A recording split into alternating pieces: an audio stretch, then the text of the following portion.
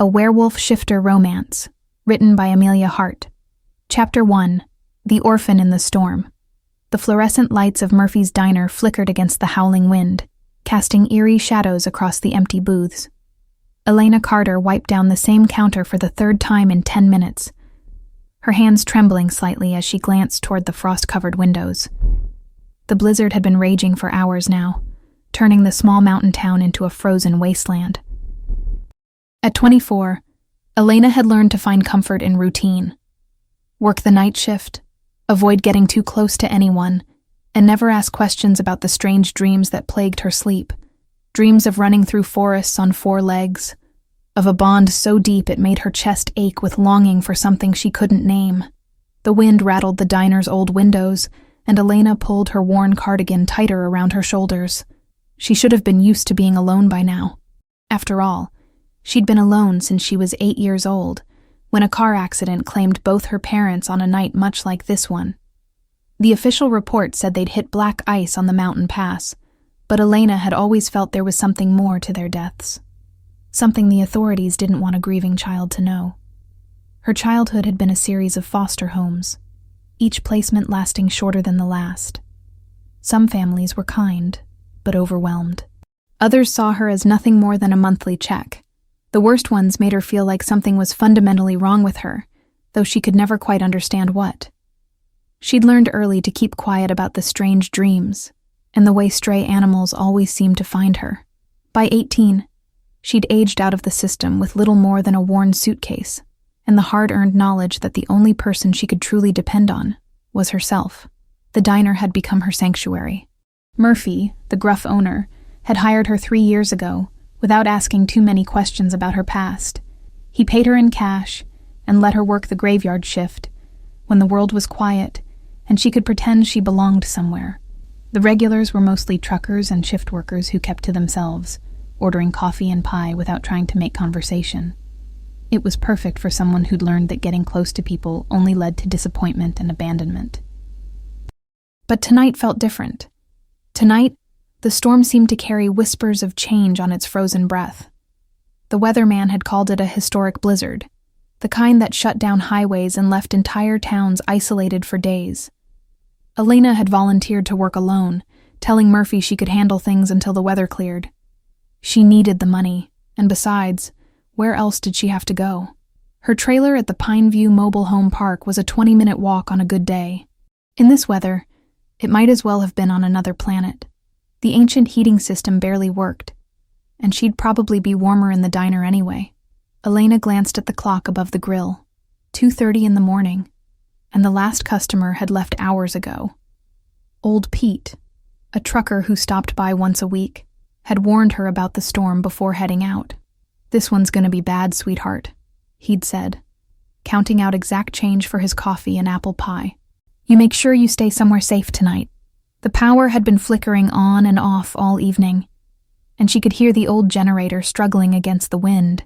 She should probably call Murphy and ask if she could close early, but the thought of walking back to her tiny trailer in this weather made her stomach clench with anxiety.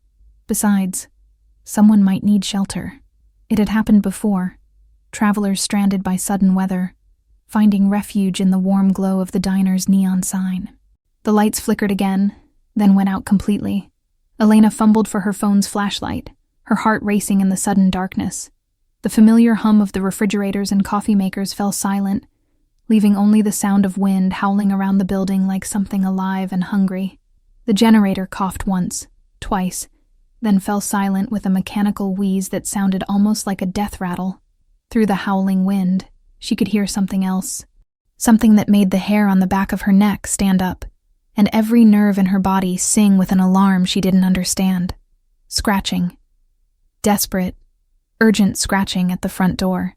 Elena moved toward the sound, her sneakers squeaking against the linoleum floor. The beam of her phone's light danced across the walls as she approached the entrance, illuminating faded photographs of the town in better days. Through the frosted glass, she could make out 3 large shapes huddled against the door.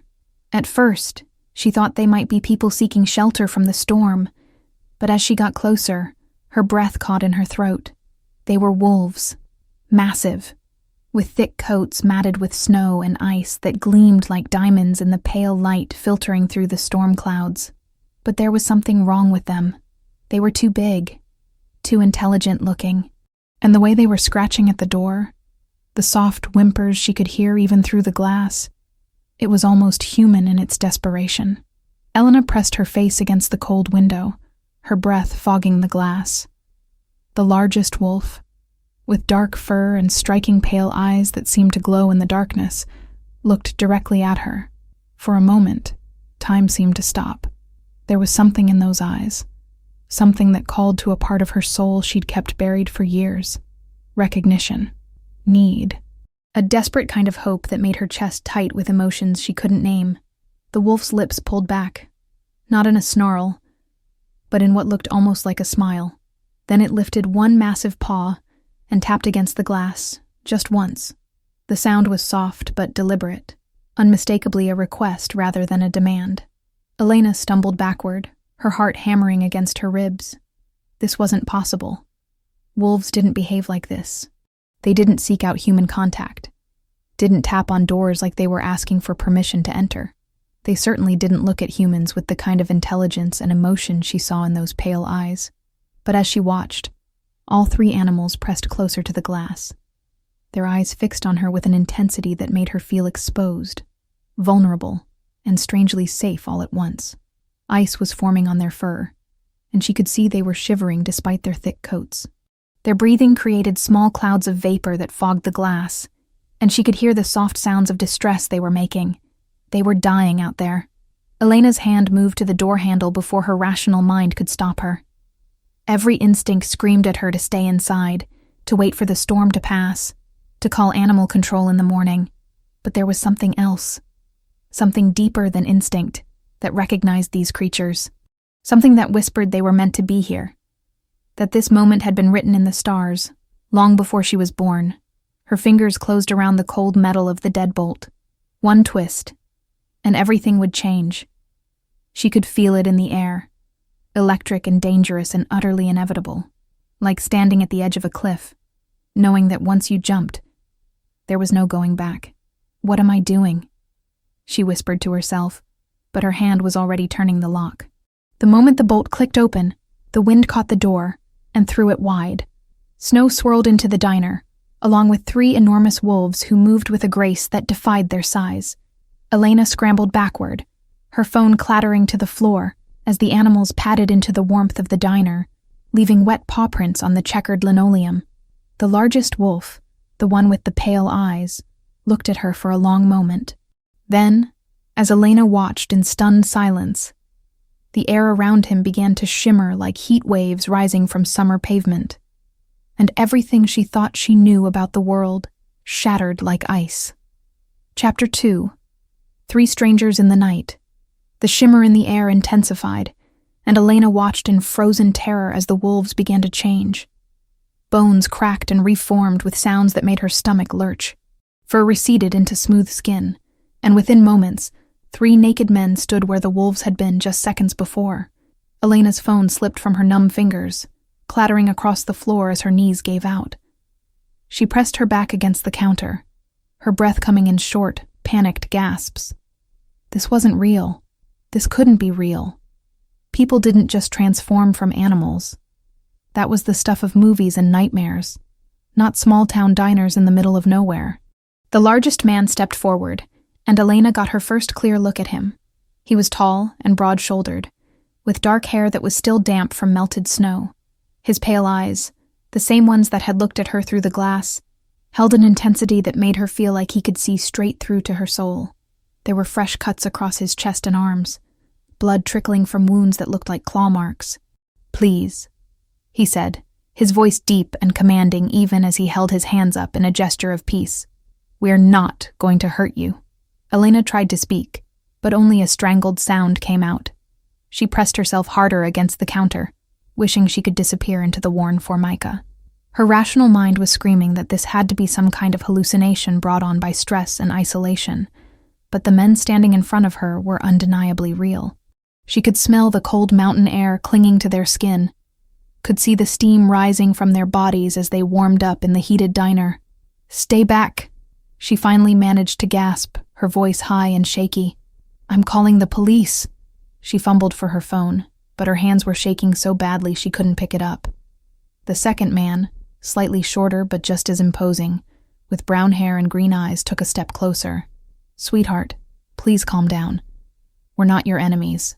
Don't call me that! Elena snapped. Don't call me that!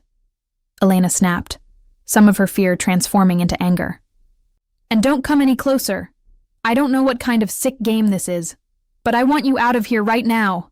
The third man, the youngest looking with sandy hair and blue eyes, growled low in his throat. The sound was distinctly inhuman, and Elena could swear she saw his eyes flash gold for just a moment. She's in shock, Marcus. Let me handle this. No, Damien. The dark-haired man, Marcus apparently, held up a hand. His voice carried an authority that made both his companions immediately step back. When he spoke again, his words seemed to vibrate through Elena's bones with a power she didn't understand. Stop. Look at me.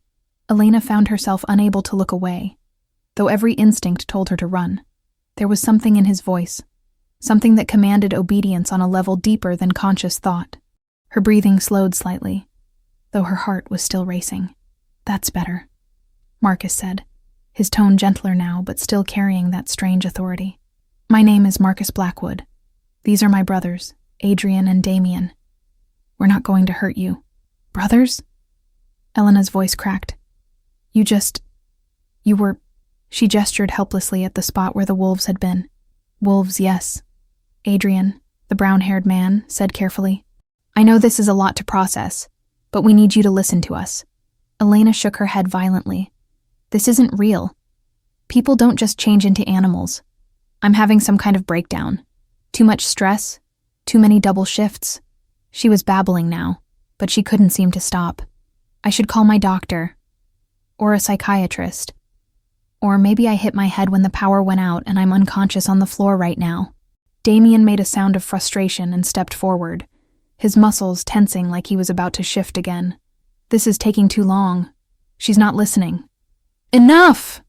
Marcus's voice cracked like a whip, and the very air in the diner seemed to thicken with power.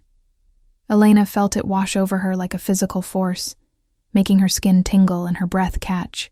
For a moment she could swear she felt something wild and untamed stirring in her own chest, responding to his call.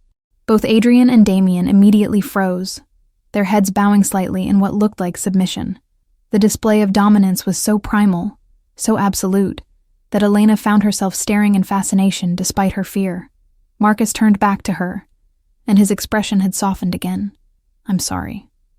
I didn't mean to frighten you more than we already have, but we need you to understand that we're not a threat to you. What are you people? Elena whispered, her voice barely audible above the wind still howling outside. We're werewolves, Adrian said gently. Shapeshifters. We can take the form of wolves, but we're also human. We're not monsters from some horror movie. We have families, responsibilities, feelings just like anyone else. Elena stared at him, then at Marcus and Damien. They were all watching her with an intensity that made her feel like the most important person in the world. Despite her terror, there was something about their presence that felt right, like a piece of a puzzle she'd been trying to solve her entire life had finally clicked into place. This is insane, she muttered, but even as she said it, she could feel her resistance crumbling. Deep down, in a part of herself she'd always tried to ignore, their words rang true. How many times had she felt like she didn't quite belong in the human world? How many times had she dreamed of running wild and free under the moonlight? I know it sounds crazy, Damien said, his voice surprisingly gentle for someone who looked like he could tear apart a car with his bare hands. But you let us in for a reason. Some part of you recognized us, didn't it? Elena wanted to deny it, but she couldn't. There had been something about the wolves at the door, something that had called to her on a level deeper than logic or fear. Even now, standing in front of 3 naked strangers who claimed to be mythical creatures, she felt an inexplicable pull toward them. Why were you out there? She asked finally. In the storm, I mean. If you're what you say you are, shouldn't you be better equipped to handle the cold? Marcus exchanged a look with his brothers before answering. We were traveling, searching for something important. The storm caught us off guard, and we took shelter in our wolf forms, but even we have our limits. We would have frozen to death if you hadn't let us in. Searching for what? Elena asked, though she wasn't sure she wanted to know the answer. Someone, Adrian said quietly. Someone very important to us. There was something in his tone. A longing that made Elena's chest tighten with sympathy despite her confusion and fear. She found herself taking a step closer to them, drawn by an invisible force she couldn't name or resist. I still don't understand any of this, she said, wrapping her arms around herself. This morning I was just a normal person working a normal job. Now I'm talking to 3 men who think they're werewolves. We don't think we're werewolves, Damien said with a slight smile. We are werewolves. Prove it, Elena said, surprising herself with her boldness. The 3 men exchanged another look, and Marcus nodded slowly. If that's what it takes for you to believe us. The air began to shimmer again, and Elena watched in amazement as Marcus began to shift. This time, she forced herself to really look, to take in every impossible detail. His bones elongated and reformed, his skin sprouting thick, dark fur. Within moments, the massive wolf from outside stood before her again, those pale eyes holding the same intelligence and warmth she'd seen in his human form. Elena reached out without thinking, her hand stopping just inches from his snout. You're really him. You're really real. The wolf made a soft sound, almost like a purr, and gently touched his nose to her outstretched palm. The contact sent an electric shock through her entire body, and for a moment, she could swear she felt his emotions as clearly as her own. Concern, protectiveness, and underneath it all, a bone-deep recognition that terrified and thrilled her in equal measure. Marcus shifted back to human form, and Elena found herself staring into his eyes again. Do you believe us now? Elena nodded slowly, still trying to process everything she'd seen. I believe you. I don't understand it, but I believe you. That's all we can ask for right now, Adrian said softly. Outside, the storm continued to rage, and Elena realized that whatever had started when she opened that door, there was no going back now. These 3 men had brought more than just the cold into her quiet, ordered life. They'd brought magic, danger, and the promise of answers to questions she'd been afraid to ask. She just had to find the courage to accept whatever came next. Chapter 3. Trapped by the storm. The wind outside grew more vicious, rattling the diner's windows with a fury that seemed almost supernatural. Elena glanced toward the frost-covered glass, watching the snow pile higher against the building. What had started as a heavy snowfall had transformed into a full-blown blizzard that showed no signs of stopping. Looks like we're stuck here for a while, Adrian observed, following her gaze. He'd wrapped a dish towel around his waist for modesty, though it did little to hide his impressive physique. This storm is only getting worse. Elena nodded absently, still trying to process the impossible situation she found herself in. 3 werewolves in her diner, all of them injured and clearly exhausted. Despite everything her rational mind told her, she couldn't bring herself to turn them away, not when they looked at her with such desperate hope in their eyes. You're hurt, she said suddenly, noticing the claw marks across Marcus's chest more clearly now. All of you are bleeding, Damien shrugged, though she could see him favoring his left side. Occupational hazard. We heal fast. Not in this cold, you don't, Elena said, surprising herself with her authoritative tone. Sit down. Let me get the first aid kit. She moved toward the back office, muscle memory guiding her through the familiar space, even in the dim light of her phone's flashlight. Murphy kept a well-stocked medical kit for kitchen accidents, and Elena had learned basic first aid during her time in foster care. Too many homes where asking for help meant drawing unwanted attention. When she returned, the 3 men had settled into the large corner booth, their imposing frames making the furniture look almost toy-like. Marcus watched her approach with those intense pale eyes, and Elena felt that strange flutter in her chest again. You don't have to do this, he said quietly. We're strangers. Dangerous strangers at that. Maybe, Elena replied, setting the kit on the table. But you're also bleeding in my diner, and I can't just ignore that. She looked up at him, meeting his gaze directly. Besides, you said you were searching for someone. Maybe I can help." The three brothers exchanged a loaded look, and Elena caught the tail end of what seemed like a silent conversation. There were undercurrents here she didn't understand, secrets that went deeper than just their supernatural nature. "It's complicated," Adrian said finally. Elena opened the first aid kit and pulled out antiseptic wipes. "I've got time. And apparently we're not going anywhere until this storm passes." She started with Marcus, cleaning the wounds on his chest with careful, gentle touches. His skin was warm under her fingertips, almost fevering, and she could feel the tension in his muscles as she worked.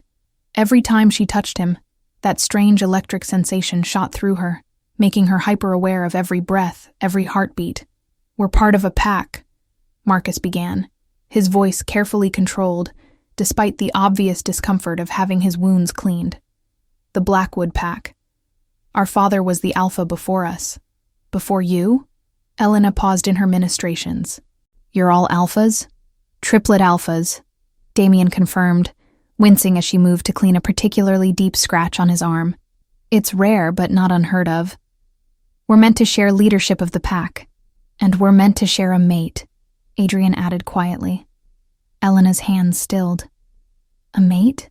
"Werewolf's mate for life," Marcus explained, his eyes never leaving her face. "When we find our other half, we bond completely. Mind, body, and soul. For triplet alphas, that mate is shared between all three of us." Elena felt her cheeks burn. That sounds complicated." "It is," Adrian agreed, "especially when you can't find her."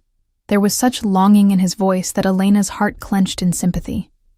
She resumed cleaning his wounds, trying to ignore the way her pulse quickened every time their skin made contact.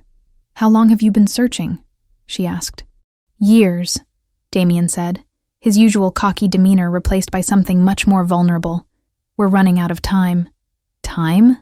Marcus leaned back against the booth, studying her face in the dim light. "There are laws in our world. Ancient laws that govern pack hierarchy and succession. If we don't find our mate by our 30th birthday, we forfeit our right to lead the pack." "When's your birthday?"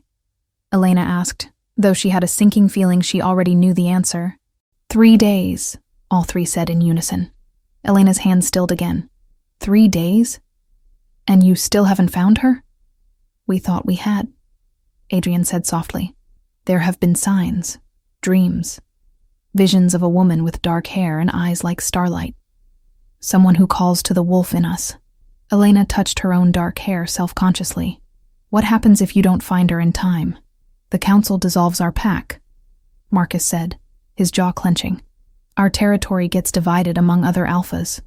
Our people get scattered. Everything our father died to protect gets destroyed." The pain in his voice was so raw that Elena found herself reaching out to touch his hand before she could stop herself. The moment their skin made contact, a jolt of electricity shot through both of them. Marcus's eyes widened, and Elena gasped, pulling her hand back as if she'd been burned. "Sorry," she mumbled, her cheeks burning. You looked so sad." "Don't apologize," Damien said, leaning forward with sudden intensity. "Do you feel that? When you touch us?" Elena nodded hesitantly. "It's like static electricity, but warmer, more intense." The three brothers exchanged another one of those loaded looks, and Elena felt like she was missing something crucial. "Elena," Marcus said carefully, "have you ever felt like you don't quite belong? Like there's a part of you that's missing?" The question hit her like a physical blow. She'd felt exactly that way her entire life, like she was searching for something she couldn't name. "How did you know?" "Because we feel it too," Adrian said gently. "That emptiness. That sense of searching for something just out of reach." Elena shook her head, backing away from the table. "No. You can't be suggesting what I think you're suggesting." "Why not?" Damien asked, standing up and moving toward her with predatory grace. "You let us in when every instinct should have told you to run. You're taking care of us like we're precious to you. And every time we touch, it feels like coming home." "I'm human," Elena protested, though even as she said it, doubts crept in. All those strange dreams, her unusual connection with animals, the way she'd always felt different from everyone around her. "Are you?" Marcus asked softly. "Have you ever shifted? Had dreams of running on 4 legs? Felt the pull of the full moon?" Elena's breath caught. How could you possibly know about that?" "Because you're ours," Adrian said, his voice full of wonder. "You're our mate. I can feel it in every fiber of my being." Elena shook her head frantically. "This is crazy. I can't be a werewolf. I would know, wouldn't I?" "Not necessarily," Marcus said, standing as well. "Some wolves are late bloomers. Others have their abilities suppressed by trauma or isolation. You've been alone most of your life, haven't you? No family? No pack to teach you what you are?" Elena wrapped her arms around herself, feeling suddenly exposed. "My parents died when I was 8. I've been on my own ever since." "What were their names?" Damien asked gently. "Sarah and Michael Carter." "Why?" The 3 brothers went very still, and Elena felt a chill that had nothing to do with the storm outside. "Carter," Adrian whispered. "Elena, do you know anything about your family history? Where your parents came from?" "No," Elena said, confused by their sudden intensity. "They never talked about their families. I always assumed it was because they were both orphans, too." Marcus moved closer, his eyes burning with sudden urgency. "Elena, the Carter bloodline. They were known for producing powerful wolves, healers and leaders. If you're who I think you are—" "Stop," Elena said, backing toward the kitchen. "Just stop. This is too much. I can't be some mythical werewolf mate. I'm nobody. I work in a diner and live in a trailer park.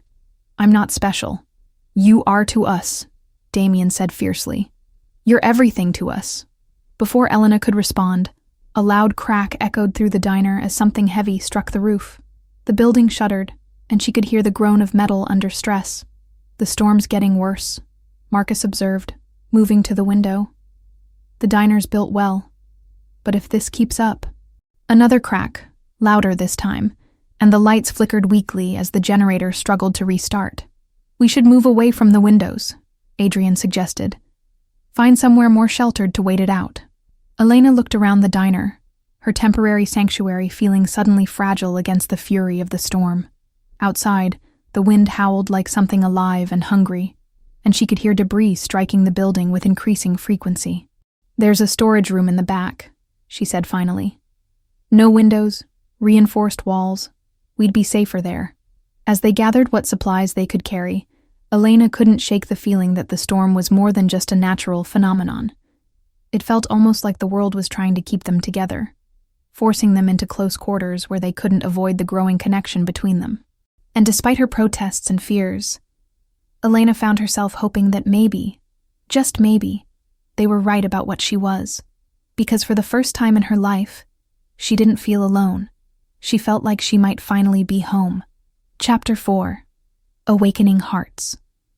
The storage room was cramped and filled with supplies, but it felt infinitely safer than the main dining area. Elena had managed to gather some blankets from the lost and found box, creating a makeshift shelter in the corner. The generator had finally given up completely, leaving them in darkness save for the pale glow of her phone's flashlight. The 3 brothers had arranged themselves around her in what seemed like an unconscious protective formation. Marcus sat directly across from her, his back against the wall, while Adrian and Damien flanked her sides. The small space forced them into close proximity, and Elena was hyper-aware of their presence. Every breath, every small movement, every accidental brush of skin against skin sent those strange electric jolts through her system. "Tell me about your pack," Elena said, partly to distract herself from the growing tension, and partly because she genuinely wanted to understand their world. "What's it like?" Marcus's expression softened at the question. "It's family," he said simply. "Not just blood family, but chosen family. Everyone has a role, a purpose. The children are treasured and protected. The elderly are revered for their wisdom. Everyone belongs somewhere." Elena felt a pang of longing so sharp it took her breath away. "That sounds wonderful." "It is," Adrian agreed, shifting slightly so his shoulder brushed against hers. The contact sent warmth spiraling through her, and she had to resist the urge to lean into him. But it's not complete without our Luna, without our mate to help lead and nurture the pack. What would happen to me? Elena asked quietly. If I really am what you think I am, what would my life be like? You'd be cherished, Damien said fiercely, his blue eyes burning with intensity even in the dim light. Protected, loved beyond measure. You'd help us lead, make decisions that affect the pack's well-being. Your word would carry as much weight as ours. Our people have been waiting for you, Marcus added. They need their Luna almost as desperately as we do. Without the complete pack bond, we're all just existing, not truly living. Elena pulled the blanket tighter around her shoulders. I don't know how to be a leader. I can barely manage my own life. You've been managing your own life since you were 8 years old, Adrian pointed out gently. You've survived things that would have broken most people. You have more strength than you realize. You took us in tonight without question, Damien added. You saw we were hurt and immediately began caring for us. That's Luna instinct, Elena. That's what our pack needs. Elena looked between the three of them, seeing the hope and desperation in their eyes. What if I'm not strong enough? What if I can't be what you need me to be? Then we'll face that together, Marcus said firmly. But I don't believe that's what will happen. From the moment you opened that door, you've been everything we've searched for. As if to emphasize his point, Marcus reached out and took her hand. The contact was like touching a live wire, sending shockwaves of sensation up her arm and straight to her heart. Elena gasped, but she didn't pull away.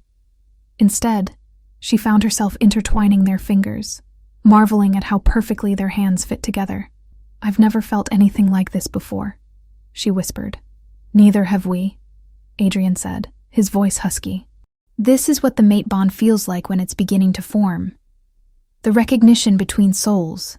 Elena turned to look at him, and in the dim light, she could see gold flecks in his green eyes that definitely hadn't been there before. Your eyes. They change when we're emotional, Damien explained, moving closer so she could see the same phenomenon in his blue eyes, especially when we're near our mate. Elena's breath hitched as she realized she was surrounded by 3 incredibly powerful, incredibly attractive men who believed she was their destined partner. The rational part of her mind insisted this was all impossible, but her heart was singing a different tune entirely. I keep having these dreams, she found herself admitting, of running through forests, of hunting under the moonlight, of being part of something bigger than myself. Tell us about them, Marcus encouraged, his thumb tracing circles on the back of her hand. Elena closed her eyes, letting the memories wash over her. I'm always running, but not because I'm being chased. I'm running because it feels good, because I'm free, and I'm not alone. There are others with me, keeping pace. 3 others, usually. What do they look like? Damien asked, his voice carefully controlled. One is large and dark, with pale eyes that seem to see everything. Elena's gaze found Marcus, and she saw recognition flare in his expression. One is slightly smaller, but just as strong, with brown fur and eyes like emeralds. She looked at Adrian, who had gone very still. And one is the most playful, with lighter fur and eyes like sapphires. Damien made a sound like a growl, low and pleased. Those are our wolf forms. You've been dreaming of us. But how is that possible? Elena asked, though she was beginning to suspect she already knew the answer. Mates can sense each other across great distances, Adrian explained. In dreams, in moments of quiet contemplation. Our souls have been calling to each other for years. Elena pulled her hand free from Marcus's grip and buried her face in her palms. This is insane. 24 hours ago, I thought werewolves were just stories. Now you're telling me I've been psychically connected to 3 of them my entire life? Not your entire life, Marcus corrected gently. The dreams started around the time you turned 18, didn't they? When you aged out of the foster system? Elena lifted her head to stare at him. How could you possibly know that? Because that's when our dreams started too, Damien said softly. The night you turned 18, we all had the same vision. A girl with dark hair and starlight eyes, alone and afraid, but incredibly strong. We've been searching for you ever since. Elena felt tears prick her eyes. You've been looking for me for 6 years? We would have searched for 60 years if necessary, Adrian said fiercely. We would have searched until our dying breath. The emotion in his voice broke something loose in Elena's chest. These 3 men, these powerful, incredible beings, had spent years of their lives looking for her. Not some idealized version of her, not some fantasy, but her specifically. The broken, lonely waitress who lived in a trailer and had never felt like she belonged anywhere. I'm scared, she whispered. Of us?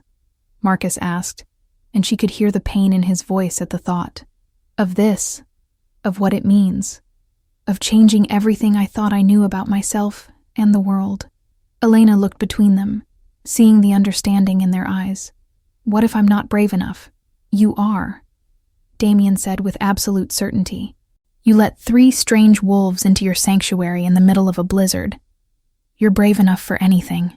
Outside, the storm continued to rage. But inside their small shelter, Elena felt a warmth that had nothing to do with the blankets surrounding them. These 3 men made her feel safe in a way she'd never experienced before. Protected. Cherished. Can I ask you something? She said suddenly. Anything. All 3 replied in unison, making her smile despite her nerves. If I am your mate, what happens next? I mean, practically speaking? The brothers exchanged one of their silent conversations, and Elena was beginning to recognize the look that passed between them when they were debating how much to tell her. There would be a claiming ceremony, Marcus said finally. A ritual that completes the mate bond and makes you officially our Luna. It's beautiful, Adrian added quickly, seeing her alarmed expression.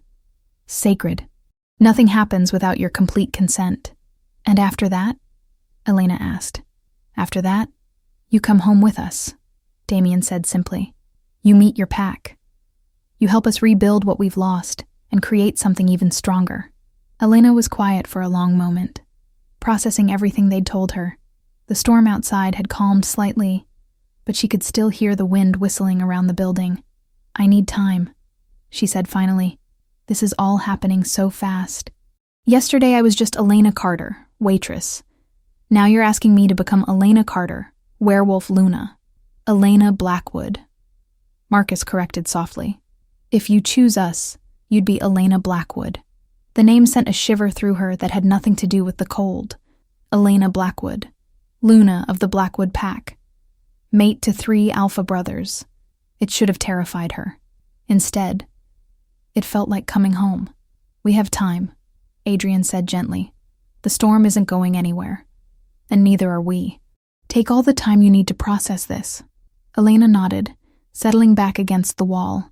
But as she closed her eyes, trying to sort through the chaos in her mind, she became aware of something else. The space between them seemed to thrum with energy, and she could swear she could feel their emotions as clearly as her own. Marcus's protective determination, Adrian's gentle patience, Damien's fierce devotion. The mate bond was already forming, whether she was ready for it or not. And despite her fears, Elena found herself hoping it would continue to grow. Chapter 5. Shattered Truths. Elena had dozed fitfully against Adrian's shoulder when the sound of engines cut through the dying storm.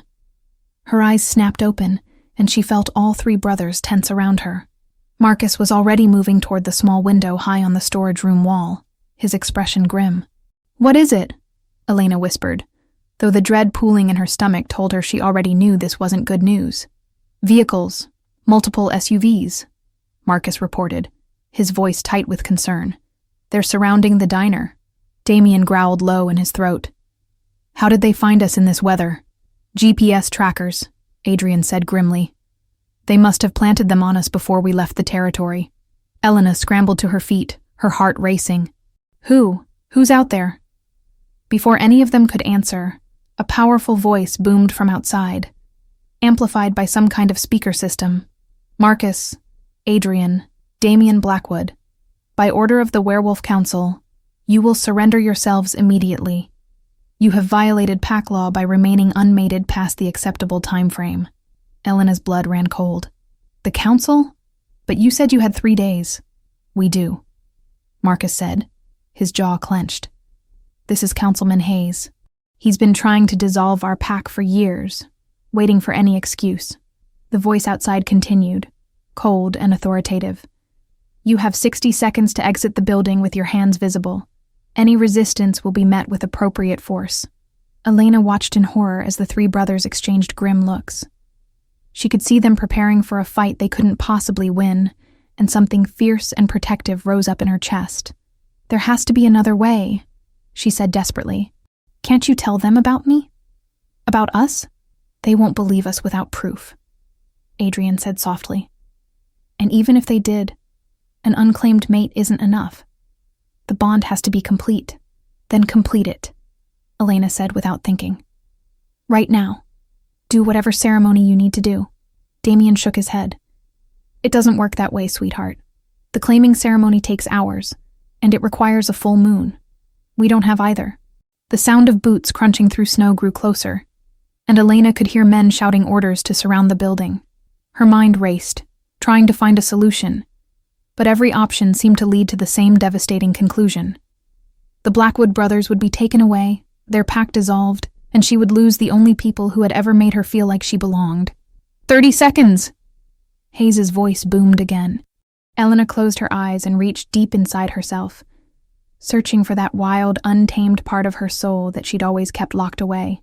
If she really was what they thought she was, if she really did have werewolf blood running through her veins, then maybe she could help them somehow. Elena, what are you doing? Marcus asked, alarm in his voice as she began to glow with a soft, silver light. I don't know, she admitted, feeling power coursing through her like electricity. But I can't let them take you away. The door to the diner exploded inward, and armed men in tactical gear poured through the entrance. Elena heard them shouting commands, moving through the main dining area toward the back where the storage room was located. Time's up, Blackwoods, Hayes called out. Come out now, or we come in after you. Marcus stepped protectively in front of Elena, his body already beginning to shift. If we're going down, we're taking some of them with us. No, Elena said firmly, placing her hand on his arm.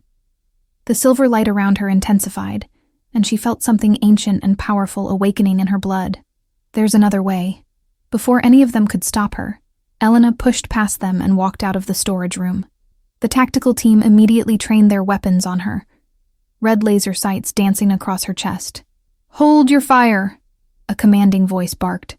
A tall man in an expensive suit stepped through the broken doorway, flanked by more armed men.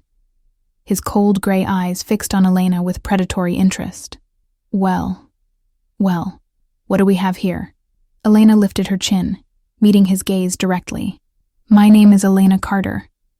I'm the Blackwood brothers' mate. Hayes laughed, a sound devoid of warmth. Is that so? And I suppose you have proof of this claim?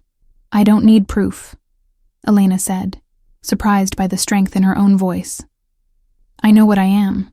What you are, Hayes said, circling her like a predator sizing up its prey, is a human who's gotten caught up in something she doesn't understand. The Blackwood brothers are desperate, girl. They'll say anything to avoid losing their pack status. Elena felt Marcus, Adrian, and Damien emerge from the storage room behind her. But she didn't turn around. She kept her eyes fixed on Hayes, feeling that wild power building inside her like a storm about to break. You're wrong, she said quietly. I'm not human. Hayes stopped circling and studied her more carefully. Even if that were true, which I doubt, you're not claimed. An unmated female has no standing in pack law. Then maybe it's time the laws changed, Elena said. And as the words left her mouth, she felt something snap into place inside her. The silver light around her flared brighter, and every person in the room took an involuntary step back. Elena, Marcus said urgently from behind her. You need to be careful. Your power is spiking. Elena could feel it too, like liquid lightning in her veins, but she also felt something else. The presence of someone new entering the diner, someone whose energy felt ancient and wise, and infinitely patient. An elderly woman with silver hair and knowing eyes walked through the broken doorway, seemingly unbothered by the armed men surrounding her. She wore a simple brown coat, but there was an aura of power around her that made even Hayes's guards shift nervously. Vera Morgan, Hayes said, his voice tight with displeasure. "I should have known you'd interfere." "Councilman Hayes," the woman replied pleasantly, inclining her head slightly. "How lovely to see you again. Though I must say, your timing is rather poor." Elena felt drawn to this woman, as if she represented safety and answers to questions she hadn't known how to ask. "Who are you?" Vera's eyes twinkled as she looked at Elena. "I'm someone who's been waiting a very long time to meet you, child. Though I suspect you've been having dreams about me too." Elena's breath caught. Now that she mentioned it, there had been dreams of an elderly woman with silver hair, always just at the edge of her consciousness. "You're a witch, among other things," Vera confirmed. "But more importantly, I'm here to tell Councilman Hayes something very interesting about you, dear." Hayes stepped forward aggressively. "Whatever game you're playing, Morgan, it won't work. The Blackwood brothers have failed to find their mate within the prescribed time frame. Their pack status is forfeit." "Is it?" Vera asked mildly. She walked over to Elena and placed a gentle hand on her shoulder. The touch sent a wave of calm through Elena's agitated system, but it also did something else. It amplified the power flowing through her, until she was practically radiating silver light. Every person in the room stared in stunned silence as Elena's human appearance began to shimmer and change. Her dark hair took on silver highlights that seemed to move like liquid moonlight. Her brown eyes lightened to an ethereal silver that seemed to hold the wisdom of ages. Most dramatically, a crescent moon shape appeared on her forehead, glowing with the same silver light that surrounded her. "Blessed moon," Hayes whispered, his face going pale. "She's moon-blessed." "Indeed she is," Vera said with satisfaction. "Elena Carter is the last known descendant of the moon-blessed bloodline. Her parents, Sarah and Michael Carter, died protecting the secret of her heritage. They knew the council would try to use her as a weapon if they discovered what she was." Elena felt the truth of those words resonate in her bones. Her parents hadn't died in a car accident. They'd been murdered, killed to prevent the council from getting their hands on their daughter. "You killed them," she said, her voice deadly quiet as she stared at Hayes. "You killed my parents." Hayes held up his hands placatingly.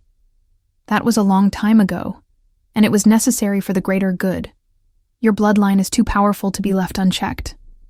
Elena felt rage building inside her, hot and fierce and completely justified.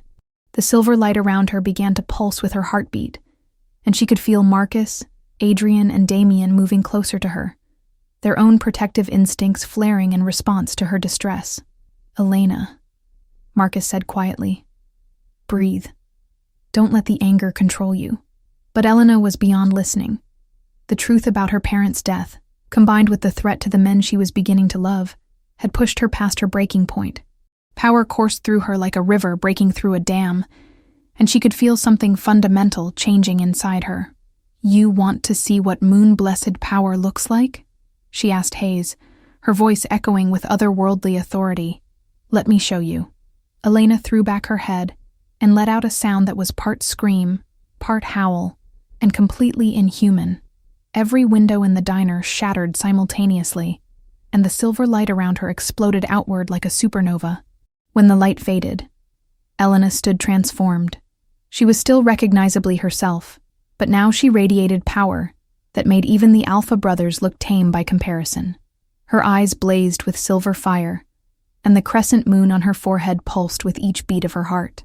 "The moon-blessed has awakened," Vera said with deep satisfaction, "and she's chosen her mates." "I'd say that makes this whole situation rather moot. Wouldn't you agree, Councilman?" Hayes stared at Elena with a mixture of fear and greed that made her skin crawl. "She's too dangerous to be left free. The council will need to take her into protective custody." "Like hell," Damien snarled, moving to stand beside Elena. Marcus and Adrian flanked her other side, their bodies already beginning to shift as they prepared to defend their mate. Elena looked at the three brothers, seeing the love and devotion in their eyes, and felt something click into place. The mate bond that had been building slowly suddenly snapped into full existence, connecting all four of them with threads of silver light. "I choose them," she said clearly, her voice carrying to every corner of the room. "I claim Marcus, Adrian, and Damien Blackwood as my mates. Anyone who tries to separate us will face the full power of the moon-blessed bloodline."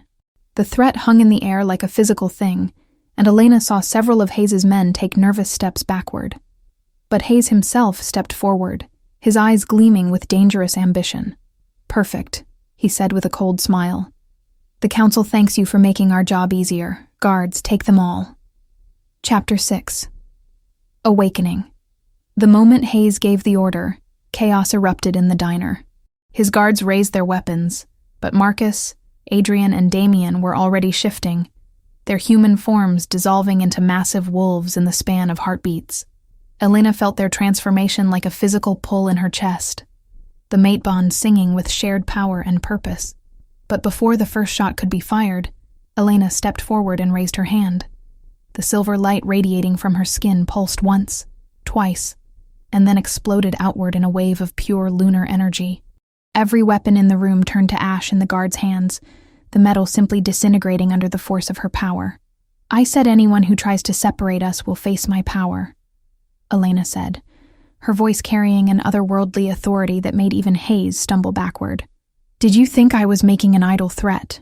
The three Wolf brothers flanked her, their massive forms bristling with protective fury. Elena could feel their emotions through the bond. Marcus's tactical assessment of threats, Adrian's concern for her well-being, Damien's barely restrained violence. It was overwhelming and comforting at the same time. Hayes recovered quickly, his politician's smile sliding back into place. "Impressive display, Miss Carter. But you're still outnumbered, and you're still untrained. The Council has resources you can't imagine, and I have power you can't comprehend," Elena replied. She looked around the room at the dozen armed men, feeling their fear like a tangible thing. "Your guards are terrified of me. Can you smell it on them, councilman? The stench of their terror?" Indeed, several of the tactical team members were shifting nervously, their eyes darting between Elena's silver-blazing form and the exits. The wolves they'd been sent to capture were one thing, but facing down a moon, Blessed Luna was entirely different. Vera Morgan stepped forward, her elderly frame somehow commanding despite being surrounded by armed men. "Councilman Hayes, I think it's time you reconsidered your position. The moon-blessed bloodline hasn't awakened in over 2 centuries. When it does, it means change is coming to our world. Change that the Council will control." Hayes snapped. "She's too dangerous to roam free. She needs proper guidance, proper training. She needs her mates," Vera corrected firmly. "The moon-blessed power is unstable without the grounding influence of a complete mate bond. Try to separate her from the Blackwood brothers, and you risk unleashing something that could destroy every werewolf pack on the continent." Elena felt the truth of those words in her bones. The power coursing through her was intoxicating, but volatile, like holding lightning in her bare hands. She could feel it wanting to lash out, to protect and destroy in equal measure. Only the steady presence of Marcus, Adrian, and Damien kept her anchored. "You're bluffing," Hayes said. But Elena could hear the uncertainty in his voice. "Am I?" Elena asked quietly. She let a small fraction of her power loose, just enough to make the floor beneath their feet tremble and crack. "My parents died to keep me away from people like you. People who would use me as a weapon instead of letting me choose my own path." Hayes's mask finally slipped, revealing the calculating predator beneath. "Your parents were fools. They had a chance to serve the greater good, to help bring order to our chaotic world. Instead, they chose to hide, to waste your potential." Elena felt rage building in her chest like molten metal, and the silver light around her flared brighter. "They chose to protect me. They chose love over power. And look where it got them," Hayes sneered. "Dead in a ditch, leaving their daughter to grow up alone and ignorant of her heritage." The words hit Elena like physical blows, but they also crystallized something inside her. Her parents had sacrificed everything to give her a choice. They died so she could decide her own fate instead of having it dictated by the Council's ambitions. "You're right," she said, her voice deadly calm. "They did die, but they also succeeded. I grew up free. I learned to be strong on my own terms. And now, I'm choosing my own path." Elena reached out through the mate bond, feeling for the connection with Marcus, Adrian, and Damien. What she found there made her gasp. Their bond wasn't just forming. It was exploding into existence, with the force of a star being born. She could feel their love, their devotion, their willingness to die for her without hesitation. "I choose them," she said again, but this time the words carried the weight of absolute certainty. "I choose love over power, family over control, and freedom over fear." The mate bond snapped into full completion with a sound like thunder. Silver light engulfed all four of them, and Elena felt the brothers' wolf forms dissolving back into their human shapes as the energy wrapped around them like a cocoon. When the light faded, they stood transformed. Elena's moon-blessed marks were now permanent, the crescent moon on her forehead gleaming like polished silver. Marcus, Adrian, and Damien bore matching marks on their necks, intricate designs that proclaimed them as the chosen mates of the moon-blessed Luna. But more than their physical appearance had changed. Elena could feel their thoughts, their emotions, their very souls intertwined with hers. The loneliness that had plagued her entire life was gone, replaced by a completeness so profound it brought tears to her eyes. "The bond is complete," Vera announced, her voice filled with wonder. "For the first time in over 200 years, a moon-blessed Luna has claimed her mates." Hayes stared at them in shock, his face cycling through a range of emotions from fury to greed to something that might have been fear. "This changes nothing," he said finally.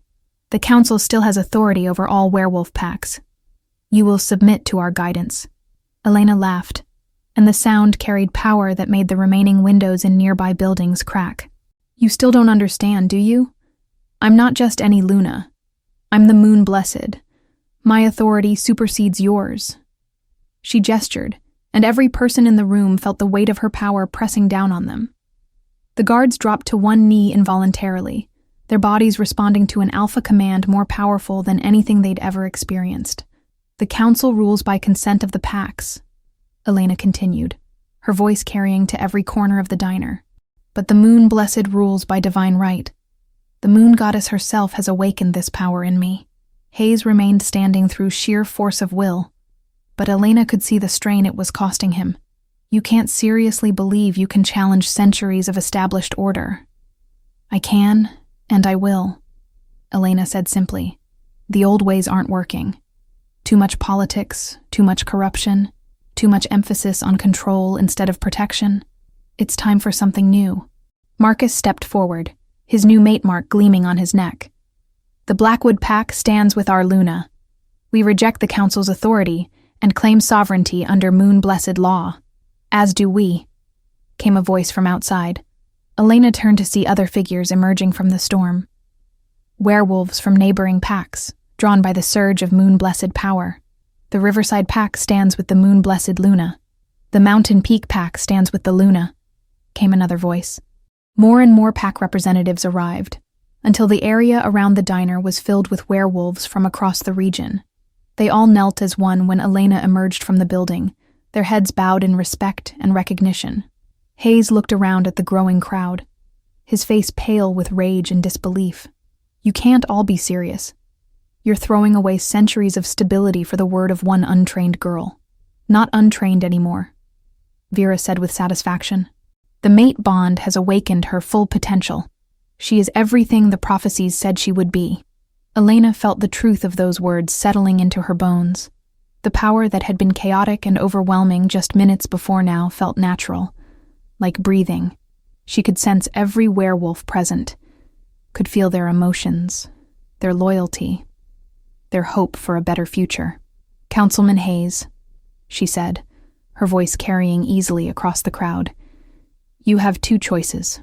You can accept the new order and work with us to build something better, or you can maintain your opposition and be removed from power entirely." Hayes looked around at the sea of kneeling werewolves, at his own guards who were still compelled to kneel before Elena's authority, at the three alpha brothers whose eyes promised death if he made the wrong choice. "This isn't over," he said finally, his voice tight with barely controlled fury. "The full council will hear about this. There will be consequences." "There will indeed," Elena agreed, "but not the ones you're expecting." She gestured, and Hayes found himself being gently but inexorably pushed toward one of the few remaining SUVs. His guards followed, their weapons useless, their authority broken. "Leave," Elena commanded, and her voice carried the weight of absolute law. "And tell the council that the moon-blessed Luna has risen. Tell them that change is coming whether they embrace it or not." As Hayes and his men drove away into the dying storm, Elena felt a profound sense of completion settle over her.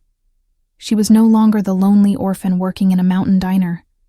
She was Elena Blackwood, moon-blessed Luna, mate to 3 alpha brothers, and leader of a new age for werewolf kind. Marcus, Adrian, and Damien moved to stand beside her, their hands finding hers as they faced their new reality together. "What happens now?" Adrian asked quietly. Elena looked out at the assembled packs, at Vera's proud smile, at the dawn beginning to break through the storm clouds. "Now we build something better," she said simply. Together, the mate bond hummed with shared purpose and love, and Elena knew that whatever challenges lay ahead, they would face them as one. The lonely girl was gone forever, replaced by a Luna who would never have to stand alone again. "Welcome to your new life, Elena Blackwood," Vera said softly. Elena smiled, feeling truly complete for the first time in her life. "Thank you, all of you, for helping me find my way home." Chapter 7. Under the Moon. The assembled werewolves from various packs remained kneeling in the snow as Elena stood with her mates. But she could feel their anticipation. They were waiting for her to formally claim her position, to complete the transformation from lost orphan to recognized Luna. The mate bond with Marcus, Adrian, and Damien pulsed with warmth and strength, but Elena knew there was still one final step to take. "Rise," she commanded gently, and every werewolf present got to their feet in perfect synchronization. The display of unity and respect was overwhelming. Vera Morgan approached, carrying an ornate silver box that seemed to glow with its own inner light. "Luna Elena, there is one final ceremony that must be performed, the formal claiming ritual that will bind you permanently to your mates and establish your authority over all werewolf packs." Elena looked at the box with curiosity and just a touch of nervousness. "What does it involve?" "Nothing that will harm you, child," Vera assured her with a warm smile. "But it must be done under the open sky, witnessed by representatives of the packs you will lead." Marcus stepped closer, his hand warm on her lower back. "Are you ready for this? Once the claiming is complete, there's no going back. You'll be bound to us and to our world forever." Elena looked into his pale eyes, seeing love and devotion that took her breath away. Then she turned to Adrian and Damien, finding the same emotions reflected in their gazes. The mate bond thrummed between them, carrying whispers of forever and promises of protection. "I've never been more ready for anything in my life," she said with absolute certainty. The crowd of werewolves moved back, forming a large circle in the snow-covered parking lot. At the center, Vera began arranging items from the silver box: candles that burned with silver flames, crystals that captured and reflected moonlight despite the dawn sky, and 3 matching silver torques that gleamed with ancient power. "The claiming ceremony is as old as our kind," Vera explained as she worked. "It binds mates not just to each other, but to the very essence of what we are. Luna Elena, as the moon blessed, your claiming will resonate through every pack on the continent." Elena nodded, feeling the weight of responsibility settling on her shoulders. But instead of feeling crushed by it, she felt empowered. This was what she'd been born for, what her parents had died protecting, what her entire life had been leading toward. "What do I need to do?" she asked. "Stand in the center with your mates," Vera instructed. "The ritual will guide itself once it begins. Trust your instincts, trust the bond between you, and trust the power of the moon goddess." Elena took her place in the center of the circle, with Marcus, Adrian, and Damien forming a triangle around her. The moment they were in position, the silver flames on the candles flared higher, and Elena felt power begin to build in the air around them. "By the light of the moon and the strength of the pack," Vera began, her voice carrying clearly across the silent crowd, "we witnessed the claiming of Elena Carter by the Alpha Brothers of the Blackwood Pack." The power in the air intensified, and Elena felt the mate bond expanding, deepening, becoming something that existed on a level beyond the physical. She could feel Marcus's steady strength, Adrian's gentle wisdom, and Damien's fierce protectiveness flowing through her like warm honey. "Marcus Blackwood," Vera called out. "Do you claim Elena Carter as your mate, your Luna, your other half for all eternity?" Marcus stepped forward, his eyes blazing with emotion. "I claim Elena Carter as my mate, my Luna, the missing piece of my soul. I pledge my strength to protect her, my wisdom to guide her, and my love to cherish her for all the days of my life." As he spoke, one of the silver torques rose from its place among the crystals and settled around Elena's neck. The metal was warm against her skin, and she felt Marcus's essence binding to hers in a way that was deeper than marriage, deeper than any human concept of love. "Adrian Blackwood," Vera continued, "do you claim Elena Carter as your mate, your Luna, your other half, for all eternity?" Adrian's voice was husky with emotion as he replied, "I claim Elena Carter as my mate, my Luna, the peace that settles my restless spirit. I pledge my loyalty to stand beside her, my compassion to support her, and my devotion to honor her for all eternity." The second torque joined the first, and Elena gasped as Adrian's gentle nature merged with her own. She could feel his thoughts, his memories, his dreams for their future together. "Damien Blackwood," Vera called, "do you claim Elena Carter as your mate, your Luna, your other half for all eternity?" Damien's blue eyes blazed with silver fire as he spoke. "I claim Elena Carter as my mate, my Luna, the light that drives away my darkness. I pledge my passion to ignite her spirit, my courage to defend her, and my heart to love her beyond the boundaries of life itself." The third torque settled around Elena's neck, and the combined weight of all three bonds nearly brought her to her knees.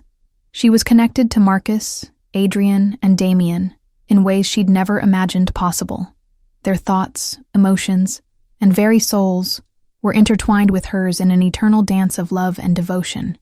"Elena Carter," Vera said, her voice soft but carrying clearly in the still air. "Do you claim Marcus, Adrian, and Damien Blackwood as your mates, your alphas, your other halves for all eternity?" Elena looked at each of her mates in turn, seeing her whole future reflected in their eyes. "I claim Marcus, Adrian, and Damien Blackwood as my mates, my alphas, the completion of everything I am. I pledge my power to strengthen them, my love to heal them, and my soul to bind with theirs until the stars fall from the sky." The moment the words left her lips, the world exploded in silver light. Elena felt herself lifted off the ground, as power beyond comprehension flowed through her. The mate bond, already strong, became something transcendent. She wasn't just connected to her three mates. She was part of them, and they were part of her. When the light faded and her feet touched the ground again, Elena knew she had been fundamentally changed. The crescent moon mark on her forehead now blazed with permanent silver fire, and matching marks had appeared on the necks of all three brothers. But more than that, she could feel every werewolf present, could sense their pack bonds, their loyalty, their hope for the future. "The claiming is complete," Vera announced, her voice filled with joy and reverence. "I present to you Luna Elena Blackwood and her alpha mates, Marcus, Adrian, and Damien Blackwood. May their bond be eternal, and their reign be just." The assembled werewolves erupted in howls of celebration, a primal sound that spoke of acceptance, joy, and hope. Elena felt tears streaming down her cheeks as the reality of what had just happened settled over her. She was no longer alone. She would never be alone again. Marcus pulled her into his arms, his lips finding hers in a kiss that tasted of forever and promises kept. When they broke apart, Adrian and Damien were there, their own kisses sealing the bond that now connected all four of them. "How do you feel?" Adrian asked softly, his hand cupping her cheek. "Complete," Elena whispered, marveling at the truth of it. "For the first time in my life, I feel complete." "What happens now?" asked one of the pack representatives, stepping forward respectfully. "The council will retaliate. They won't accept the loss of their authority without a fight." Elena looked around at the assembled werewolves, feeling their strength and determination through the bonds that now connected her to every pack present. "Let them come," she said, her voice carrying new authority. "We'll be ready." Marcus's arm tightened around her waist. The old system was broken. Too much corruption, too much focus on control instead of protection. It's time for something better. "What did you have in mind?" Vera asked with interest. Elena closed her eyes and reached out through her new connections, feeling the needs and hopes of every werewolf present. A federation instead of a dictatorship. Packs governing themselves but united in purpose. Protection instead of oppression. Choice instead of compulsion. "It won't be easy," Adrian warned. "Change never is, especially when it threatens entrenched power. Nothing worthwhile ever is," Damien added with a fierce grin. "But we have something the council doesn't." "What's that?" Elena asked. "Each other," he said simply. "And the power of the moon blessed backing us up." Elena felt the truth of his words resonate through the mate bond. Together, they could face anything. The council, other challenges, whatever the future might bring. They were stronger united than any of them could be alone. "There's something else," Vera said, approaching with a small leather-bound book. "Your parents left this for you, along with instructions that it should only be given to you after your claiming ceremony." Elena took the book with trembling hands. It was her mother's journal, filled with everything her parents had wanted her to know about her heritage, her power, and the destiny they'd seen in her future. "They knew," she whispered, flipping through pages of elegant handwriting. "They knew this would happen." "The moon-blessed power comes with the gift of foresight," Vera explained. "Your mother saw your future, saw your mates, saw the change you would bring to our world. Everything they did was to ensure you would have the chance to choose your own path." Elena clutched the journal to her chest, feeling her parents' love reaching across the years to comfort her. They had given her the greatest gift possible. The freedom to choose love over duty, family over politics, hope over fear. "Thank you," she said to Vera, then turned to address the assembled werewolves. "Thank you all for witnessing this ceremony, for accepting me as your Luna. I promise you that I will be worthy of your trust." The crowd began to disperse, pack representatives heading back to their territories to spread word of what had transpired.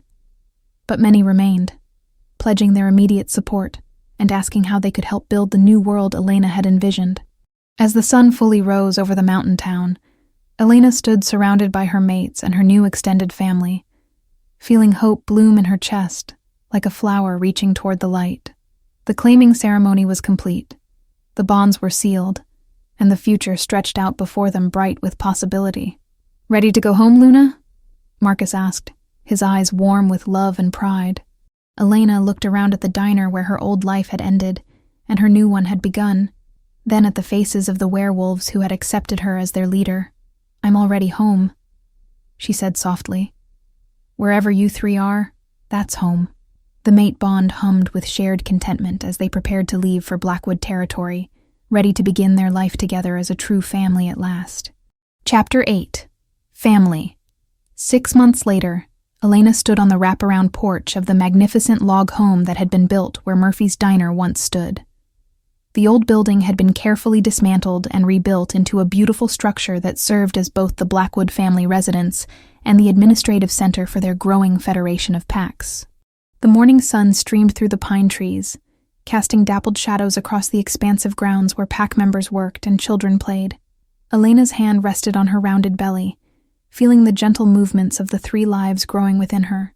Triplets, just as she'd somehow known they would be. 1 child for each of her mates, though she loved them all equally. "Good morning, beautiful." Marcus's deep voice came from behind her as strong arms wrapped around her waist, his hands covering hers on her belly. "How are my pups doing today?" Elena leaned back against his solid chest, savoring the warmth and security of his embrace. "Active. I think they're going to be handful. With parents like us?" "Absolutely," Adrian said with a laugh as he joined them on the porch, carrying a steaming mug of her favorite herbal tea. "But we wouldn't have it any other way." Damien emerged from the house moments later, his hair still damp from his morning shower. "The kids are definitely going to keep us on our toes," he agreed, pressing a gentle kiss to Elena's temple, "just like their mother does." Elena smiled, feeling the familiar warmth of contentment that filled her whenever her 3 mates were close. The bond between them had only grown stronger over the past 6 months, deepening into something that went beyond love, into the realm of souls perfectly aligned. "Any word from the Southern California Pax?" she asked, settling into the comfortable chair that Marcus had positioned for her. "They've officially voted to join the Federation," Adrian reported, settling beside her with his own cup of coffee. "That makes 43 Pax now. The Council's influence is dwindling rapidly." Elena nodded with satisfaction. The new Federation she'd envisioned was becoming reality faster than anyone had anticipated. Pack after pack was choosing freedom and self-governance over the Council's authoritarian rule. It wasn't always smooth. Change never was. But it was working. "What about Hayes?" she asked, though she wasn't particularly worried about the former councilman's threats anymore. "Still making noise, but fewer and fewer packs are listening," Damien said with a dismissive shrug. "Hard to maintain authority when your power base keeps eroding." A commotion from the direction of the training grounds caught their attention. Elena smiled as she watched a group of young werewolves practicing their shifting techniques under the guidance of pack elders. Among them were several teenage girls who had come specifically to train with the legendary moon-blessed Luna. "Your admirers are getting better," Marcus observed with pride. "Jessica managed a full shift in under 30 seconds yesterday." Elena felt a warm glow of maternal pride. Training the next generation of female leaders had become one of her favorite aspects of her new role. For too long, the werewolf world had been dominated by male hierarchy. She was determined to change that, to show young she-wolves that they could be just as strong, just as capable as their male counterparts. "Luna Elena," a young voice called out. Elena looked up to see Tommy Richardson, the 8-year-old son of the Riverside Pax Beta, running toward them with the boundless energy that only children possessed. "Good morning, Tommy," Elena said warmly, as the boy skidded to a stop in front of the porch. "What brings you here so early?" "Mama sent me to tell you the new clinic is ready for the opening ceremony," Tommy announced proudly. "And Doc Martinez says the medical supplies arrived from the city." Elena's smile widened. The medical clinic was another project close to her heart, a facility that would serve not just werewolves, but the entire human population of the mountain town. Integration between the supernatural and human communities was slowly but steadily improving. "Tell your mother we'll be there in an hour," Elena said. "And Tommy? Thank you for being such a good messenger." The boy beamed and scampered off, probably to spread the news to anyone who would listen. Elena watched him go with fondness, imagining her own children running through these same grounds in a few years. "Speaking of the clinic," Adrian said, pulling out his phone, "Dr. Martinez wants to schedule your next prenatal appointment. She's concerned about the unique nature of your pregnancy." Elena rolled her eyes good-naturedly. "I'm fine, and so are the babies. Moon-blessed mothers have been carrying werewolf children for centuries. Humor us," Marcus said, his voice carrying just a hint of the alpha authority that still made her pulse quicken. "You're carrying the future of our pack. We want to make sure everything goes perfectly." "Everything will go perfectly," Elena assured him, though she made a mental note to schedule the appointment. Her mate's protective instincts had only intensified since her pregnancy became apparent, and she'd learned to pick her battles. Vera Morgan appeared at the edge of the clearing, walking with the same purposeful stride she'd had 6 months ago despite her advanced age. Elena had asked the wise woman to stay on as an advisor, and Vera had accepted with evident pleasure. "Good morning, dear ones," Vera said as she climbed the porch steps. "I bring news from the Eastern Pax." "Good news, I hope?" Elena asked, though Vera's expression suggested it was. "The best," Vera confirmed with a pleased smile. "The New England Pack Alliance has voted unanimously to join the Federation. They're also requesting permission to establish a training exchange program with our young leaders." Elena felt a surge of satisfaction. The New England Packs had been among the most traditional, most resistant to change. If they were embracing the new system, it meant the transformation was truly taking hold. "Approved," she said without hesitation. "The more our young people learn from different pack cultures, the stronger we'll all become." "There's more," Vera continued. "They've also formally requested that you preside over their alpha succession ceremony next month. Young Robert Clearwater is finally ready to take over from his father." Elena exchanged glances with her mates.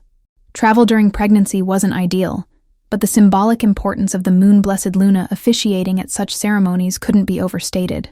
"We'll make it work," Marcus said, reading her thoughts through their bond. "Short trip, minimal stress, plenty of security.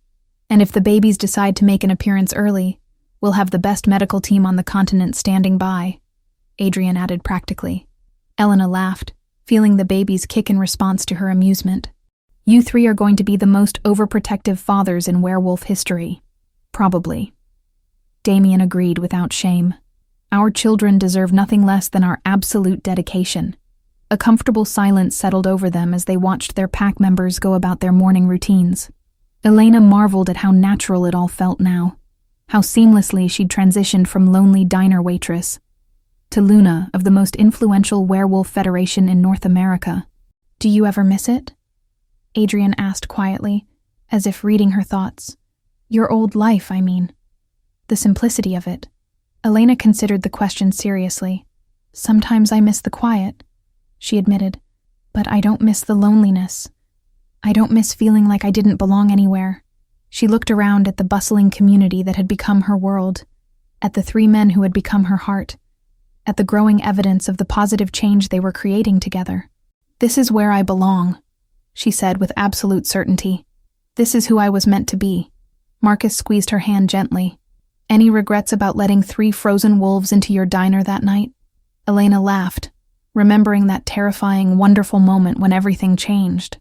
"Best decision I ever made," she said, echoing Damien's words from months ago. "Though I have to admit, when I saw you 3 transform, I thought I was losing my mind." "You were finding it," Vera corrected with a knowing smile. "You were finally becoming who you were always meant to be." Elena nodded, feeling the truth of those words in her bones. The frightened, lonely girl who had worked those night shifts was gone, replaced by a confident woman who knew her place in the world and her purpose in life. "What do you think the children will be like?" she asked, voicing a question that had been on her mind more and more lately. "Strong," Marcus said immediately. "With the combined bloodlines of the Blackwood Alphas and the moon-blessed Luna, they'll be forces of nature. Compassionate," Adrian added. "They'll have your heart, your instinct to care for others. Fierce," Damien concluded with a grin. "They'll protect what they love with everything they have." Elena smiled, imagining their children embodying all of those qualities and more. "They'll be perfect," she said softly. "And they'll never have to wonder where they belong, or whether they're loved." "Never," all 3 of her mates said in unison, their voices carrying the weight of an eternal promise. As the morning progressed and their responsibilities called them to various tasks around the territory, Elena remained on the porch for a few more minutes, savoring the peace and contentment that filled her life. The storm that had brought her mates to her door had long since passed, but the changes it had wrought continued to ripple outward. The werewolf world was transforming, becoming something better, more inclusive, more hopeful. And at the center of it all was the family she'd found in the most unexpected place. Marcus with his steady strength, Adrian with his gentle wisdom, Damien with his fierce devotion, and soon 3 children who would carry their legacy into the future. Elena placed both hands on her belly, feeling the strong, healthy movements of her babies. "We did it," she whispered to them. "We built something beautiful together." The mate bond hummed with love and contentment as her 3 mates went about their duties, always connected to her no matter how far apart they might be physically. This was what happiness felt like, Elena realized. Not the temporary pleasure of a good day or a pleasant moment, but the deep, abiding joy of knowing you were exactly where you belonged. As she finally rose to join the clinic opening ceremony, Elena caught her reflection in the window and smiled. The frightened girl was truly gone, replaced by a woman who had found her strength, her purpose, and her forever family. Sometimes the best things really did come to those who opened their hearts and their doors to love. "Ready for the next adventure, my loves?" she asked through the mate bond. The answering chorus of "always" from Marcus, Adrian, and Damien filled her heart with warmth as she stepped off the porch to join her extraordinary life. The moon-blessed Luna had found her happily ever after, and it was more beautiful than any dream she could have imagined. Elena's transformation from lonely waitress to moon-blessed Luna proves that sometimes our greatest destiny begins with a single act of kindness. But her story is just one thread in a vast tapestry of supernatural romance. Throughout werewolf territories worldwide, other broken souls are discovering their mates, awakening hidden powers, and fighting for love against impossible odds. These untold stories of passion and transformation remain in the shadows, waiting for someone to bring them to light. Every time you choose not to subscribe, another epic love story goes unshared. Another heart searching for its mate remains silent. You witnessed Elena find her forever family. Shouldn't others have that same chance to discover hope? True pack members never leave their own behind. If this tale of 3 alpha brothers and their destined Luna moved your soul, let us know in the comments. Your voice matters to our growing family. We're deeply grateful you spent your evening with Elena, Marcus, Adrian, and Damien. Their love story was crafted especially for listeners like you, who crave deep emotional connections and supernatural romance. Ready for your next obsession? Our library overflows with alpha mates, rejected bonds, and powerful heroines claiming their destiny. Hit subscribe and activate notifications so you never miss when we unveil another heart-stopping werewolf romance. Welcome to the pack.